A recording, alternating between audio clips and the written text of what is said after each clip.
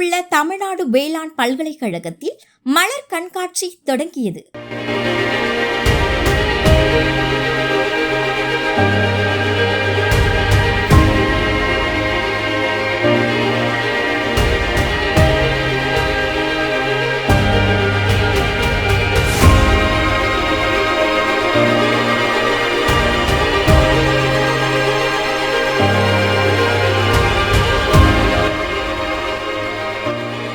பிப்ரவரி 23 முதல் பிப்ரவரி 25 வரை இந்த கண்காட்சி நடக்கிறது. கோவை வேளாண் பல்கலைக்கழகத்தின் சார்பில் 11 ஆண்டுகளுக்கு பிறகு இன்று முதல் 25ஆம் தேதி வரை மலர் கண்காட்சி நடத்தப்பட உள்ளது.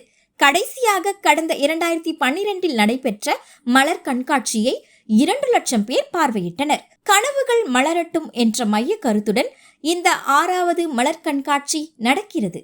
இந்த கண்காட்சியில் மல்லிகை, செண்டுமல்லி, சம்பங்கி, கனகாம்பரம், தாமரை, செவ்வந்தி, ஆஸ்டர், பெட்டூனியா, சால்வியா, ஃபேன்சி போன்ற உதிரி மலர்களை கொண்டும் ரோஜா, carnation, orchid, anthurium, lilium, gerbera, lisianthus, heliconia, gypsophila, statice, சொர்க்கத்து பறவை போன்ற கொய்மலர்களாலும் பிராசிகா, பான்சியா, லூயிகோஸ்பம், அன்னாசி போன்ற அரிய வகை அயல்நாட்டு அலங்கார மலர்களை கொண்டும் கலை நயத்துடன் பல்வேறு உருவங்கள் வடிவமைக்கப்பட உள்ளன.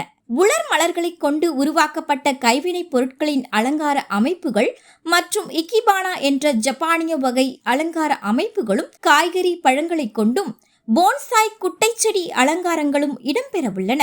மேலும் கண்காட்சியில் உயரக நாய்களின் அணிவகுப்பு, புகழ்வாய்ந்த பழங்கால வாகனங்களின் அணிவகுப்பு, புகைப்படம் மற்றும் ஓவிய கண்காட்சி, இசை நிகழ்ச்சி, குழந்தைகளுக்கான சிறப்பு விளையாட்டு திடல் போன்ற அம்சங்களும் இடம்பெற்றுள்ளன.